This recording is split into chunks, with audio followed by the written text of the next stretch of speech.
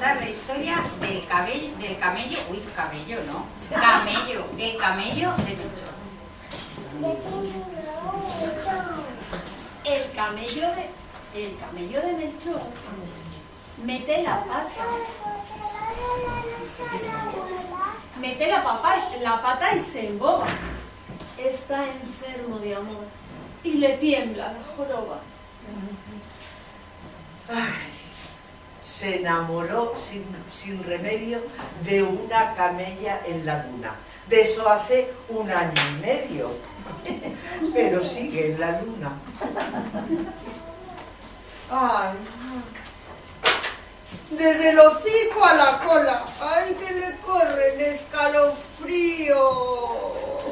Ay, que no da pie con bola. Ay, y que causa 1000 extravíos.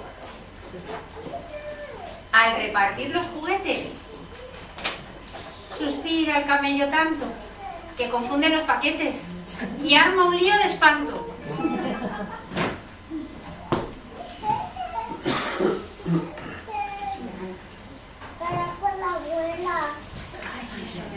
¡Ay, qué soberana!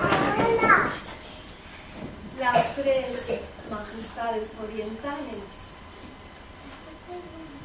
dan 3 vueltas y media a sus cabezas reales.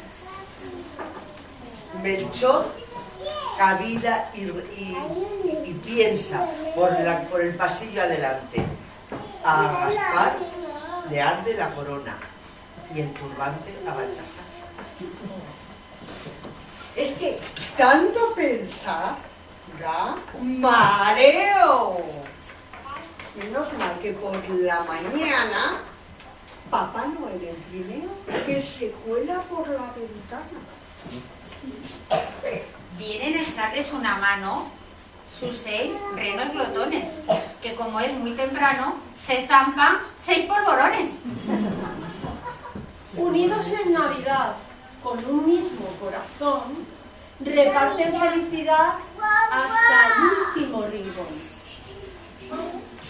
Son felices y se lo pasan de rechupete viajando hasta el 5.º pino y no dejan ni un juguete sin llevar a su destino. Muy bien. Y mientras, camello y camella se arrullan y se dan besos. Él está chalado por ella y ella lo quita por sus huesos. Y con lo colorado, Este poema. Se acaba.